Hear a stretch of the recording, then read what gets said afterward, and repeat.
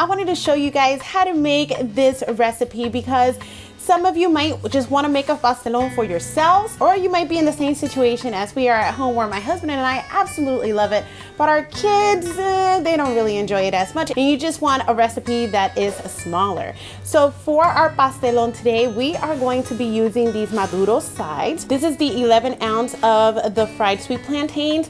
I love using this instead of having to actually buy the actual plantains and going through the frying process. With this, I can just skip the whole process altogether, and the plantains are guaranteed to be nice and sweet. I have about half a pound to 3/4 of a pound of ground meat, some adobo.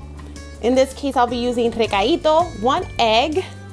I'm only going to be using half a can of the tomato sauce, olives, and olives are optional. If you don't like olives, you can just omit them. I personally love the taste of them in my picadillo, so I am going to use them. For the cheese, I'm going to be using this Mexican style cheese. You can just use cheddar. In my case, this is what I have available, so it's what I'm using.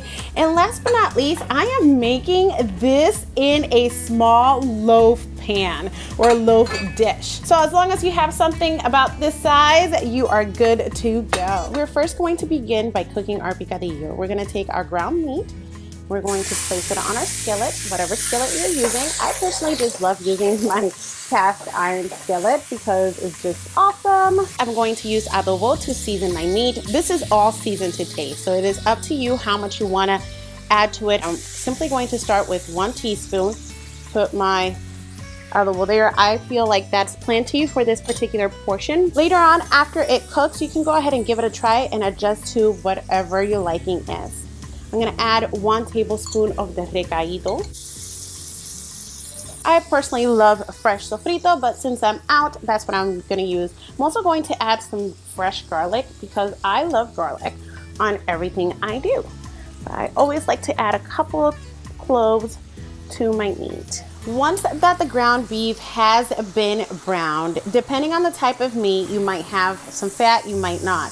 This time around, I used, I believe it was the 80-20 or something like that. So I do have all this fat. I'm gonna go ahead and drain that. Now that our meat is drained, I'm going to go ahead and add my olives and have a can of the tomato sauce. Finally, I'm giving everything one nice mixing.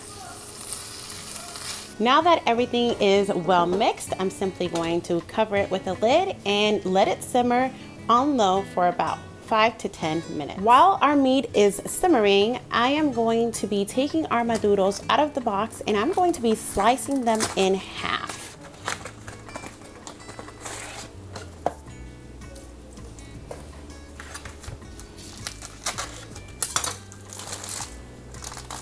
Mine still have a little bit of the crystallized ice from them being in the freezer.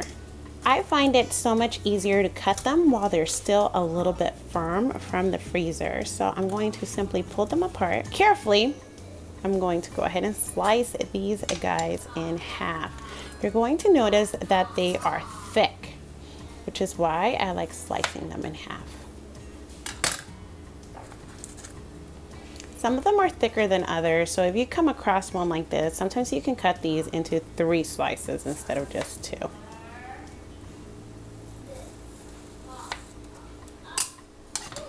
Now that the plantains are nicely sliced, it's time to move on to our 1 egg.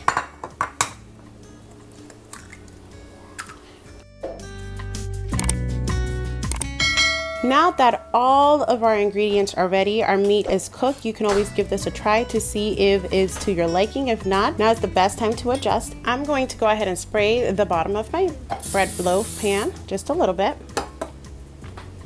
And I'm going to lay out 1 layer of plantains.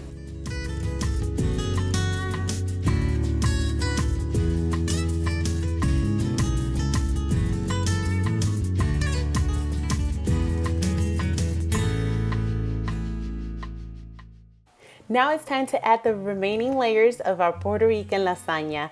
I'm adding half of the egg, some cheese, the picadillo, then topping it again with cheese, 1 final layer of the plantains, adding the remaining of the egg, and finally topping it once again with cheese. All these layers combined together just make the perfect blend of savory and sweetness at the same time. It is so perfect. A pastelón is definitely a must try.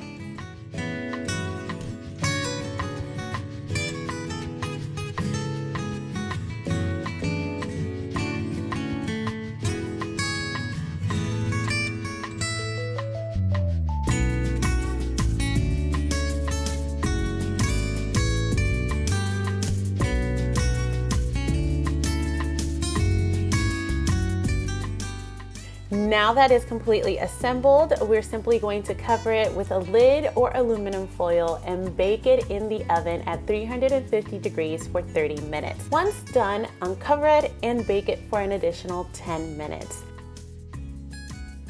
Finally, what do you have? An amazing, packed with flavor pastelón.